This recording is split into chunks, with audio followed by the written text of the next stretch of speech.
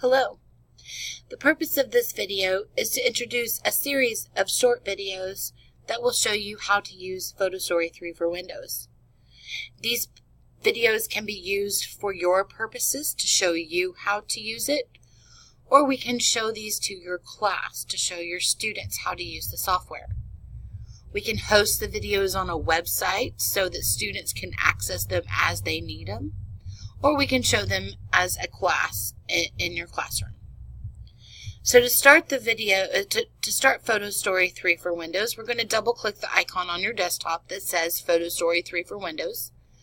Or if you don't have an icon here, you can click the Windows button, go to All Programs, and then up here at the top you see PhotoStory 3 for Windows.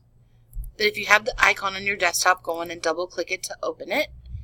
And the first window here shows three options. We can choose to begin a new story, edit a project, or to play a previously created story. We're going to begin a new story. So make sure the bullet is in begin a new story and click next. Now in this window is where we're going to import our images. So we're going to click the Import Pictures button.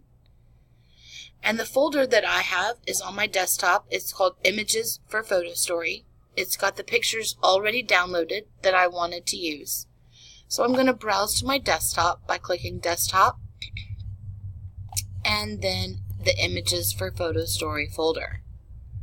So this is where I can pick the pictures that I would like to insert.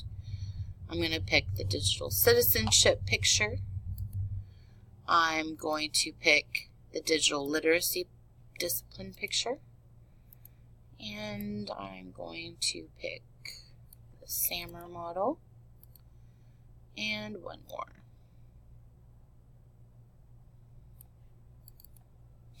So now that I have 4 pictures imported into my project, the easiest way to rearrange them is to click and drag, and I can rearrange the order. Or if I select the pictures, I can click the arrow buttons that will rearrange and order the pictures.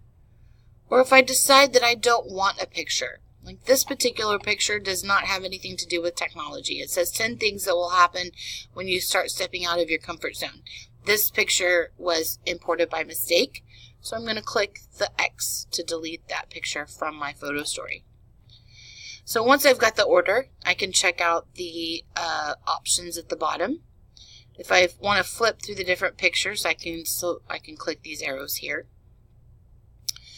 I have some editing options. I can correct color levels. I can correct red eye. I can rotate counterclockwise or clockwise. Or I can click the edit button here. Clicking this edit button gives us some of the same options. I can crop my picture, or I can rotate it here. I can correct contrast, color levels, or red eye. I can add an effect such as negative, outline, black or white, washout, any of that. I can also flip through my pictures here by clicking on the arrows so I can select the picture that I'd like to edit. Once I've made in all the changes I'd like to make, I can click to save it. Since I didn't make any changes, I'm going to click Close. And then the last thing I want to show you is this Remove Black Borders. See how this particular picture has black borders on its sides? If I would like to remove those, I could click this link here, and it's going to give me an option. So this is the before and this is the after. And I can move the square around to show different parts of the screen. So if this is an acceptable image, then I can choose to use this instead of the one with the black bars. Because I don't mind it, I want the whole picture, I'm going to click Cancel because I want to keep the black bars. I want to keep the whole picture. So that concludes the first video in our series of videos about using PhotoStory 3 for Windows. We hope this has been informative. Thank you.